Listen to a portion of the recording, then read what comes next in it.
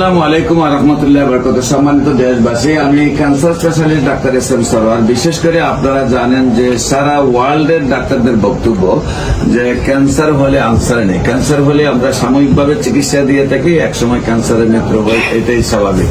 বিশেষ করে আমি বলবো, আপনারা যদি ক্যান্সার গবেষক doctor SM. Sarwar YouTube, Facebook, Google, টিকটকে আপনারা সার্চ করেন, কয়েক হাজার ক্যান্সার রোগী সাক্ষাৎকার পাবেন যারা সুন্দরভাবে সুস্থ হয়েছে।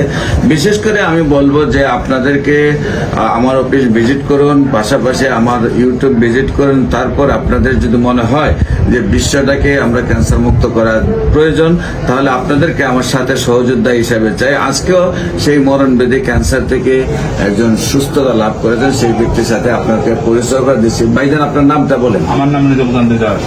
আমি স্যারের শরণাপন্ন হয়েছি। আমার কিন্তু আত্মীয় স্বজন সব এই এলোপ্যাথিক বড় বড় ডাক্তার, প্রফেসরও আছে, এই বঙ্গবন্ধুতেও প্রফেসর আছে, কিন্তু উনাদের আমার স্যারের কাছে আমার বিশ্বাস আমি ভালো হয়ে যাব এবং আমি অনেকটা সুস্থতা বোধ করতেছি।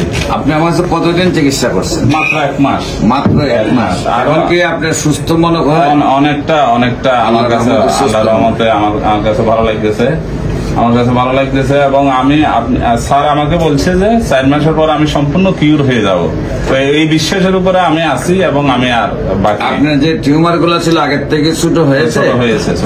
সম্মানিত দেশবাসী, বিশেষ করে মাত্র আমরা 1 মাস চিকিৎসা করেছি, সেখানে আল্লাহ রসের সম্বন্ধে উনি কমফোর্টেবল মনে করছেন এবং ওনার টিউমার গুলা প্রায় কত পার্সেন্ট কমছে? টিউমার গুলা প্রায় 50% কমে, প্রায় 50% কমে গেছে। আমরা 4 মাস সময় দিয়ে 4 মাসের পরে আবার আপনাদেরকে আপডেট দিব।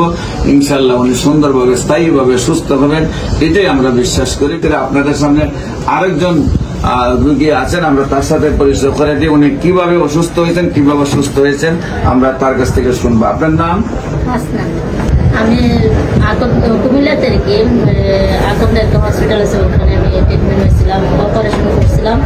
অপারেশন করার কয়েকদিন পরে আমার ইনফেকশন হয়ে যায়, ওখানে পানি জমে অনেকটা ফুলে যায়।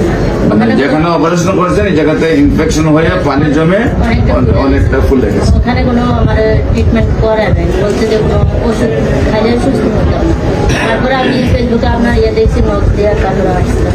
আমি যেদিন ওষুধ খাইছি এর পরের দিনে আমি ব্যথাটাও চলে গেছে, পানিটাও ফুটে গেছে।